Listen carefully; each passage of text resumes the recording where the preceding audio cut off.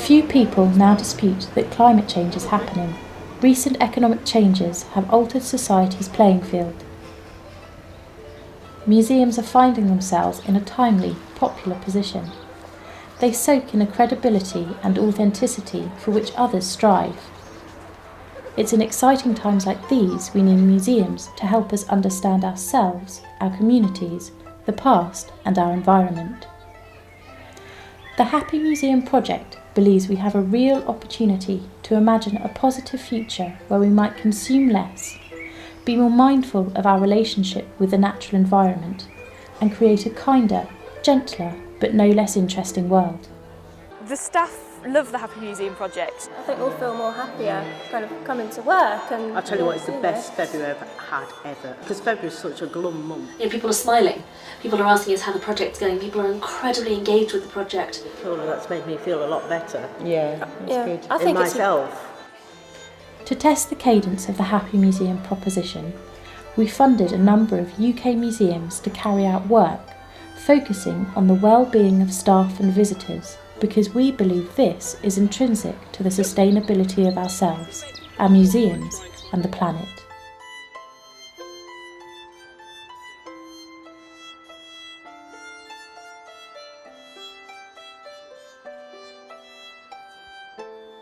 It's the same as after you've bought lots of presents at Christmas and you're left with a cardboard box and the wrappings. There's a completely different atmosphere in the museum. And it's seen the shift in visitor services.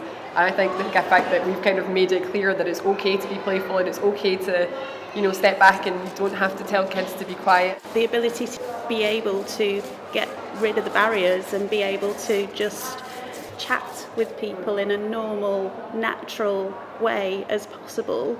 It's using our staff, it's using our colleagues, so there is that sort of thing. We're not bringing extra creative practitioners, so it's actually that sort of sustainability. These families that are coming in, if they can't imagine a good future for their children, then they can't be happy and be well because it interferes with it. So it kind of came round to the idea of thinking that maybe all of the aspects work. And then we went, actually we're using everything is recycled. Today we ran out of newspaper, so we went down into the basement and got out of the leaflets.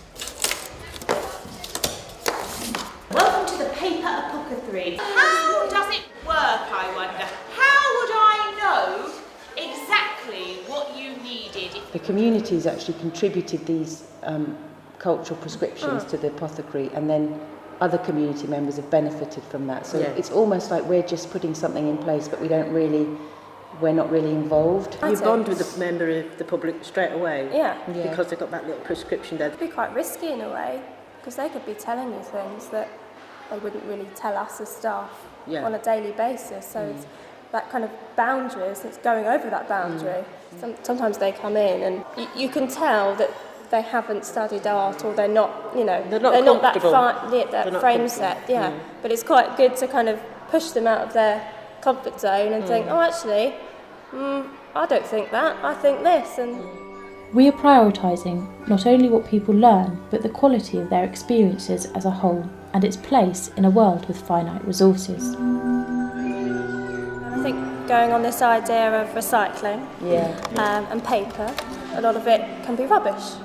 A lot of people's thoughts, maybe they come in and they're not very happy about themselves or something going on in their lives, but you could turn that kind of rubbish thought into something happy, and that's where we came in.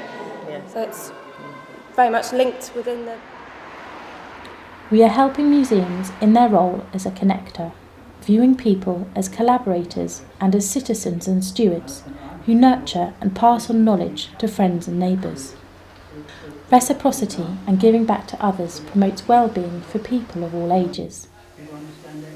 Never usually, in my experience, explicitly says we want to increase the participants' well-being. They may say we want to reach a certain number of people from a particular community who have these particular disadvantages. Happy Museum, as their starting point, say we want to increase people's well-being, and then we find out what we need to do in order to achieve that. And it's likely that it's similar in terms of the skills that you're developing or the format of the type of project that you're proposing, but the difference is it almost reverses. There's often it's white male sort of retired age volunteers through St Mungo's we're getting, younger people, we're getting people with a really diverse background. I enjoyed it better than admin. I like transport. The longer term, this will be something that is self-sustaining. There's been that sense of engagement by the people paying for the work, that the work is important, that the work is uncertain, that it's figuring itself out as it goes along, and that's okay. We also thought that we would get to, in time, projects that perhaps had a more explicitly environmental issue. We're a transport museum, so I feel that this is an evolution more than a revolution. Local and national museums link us powerfully with our own social histories, and in doing so offer new perspectives and a direct confrontation with other ideas, values and cultures.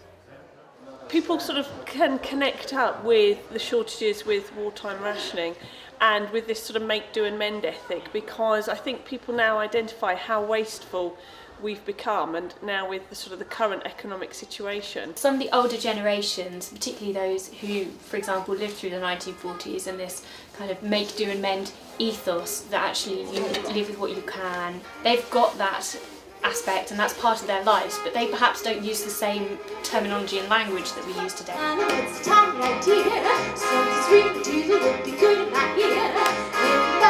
It was almost heartbreaking to hear these amazing people talk about how sad and lonely and lacking in confidence they were.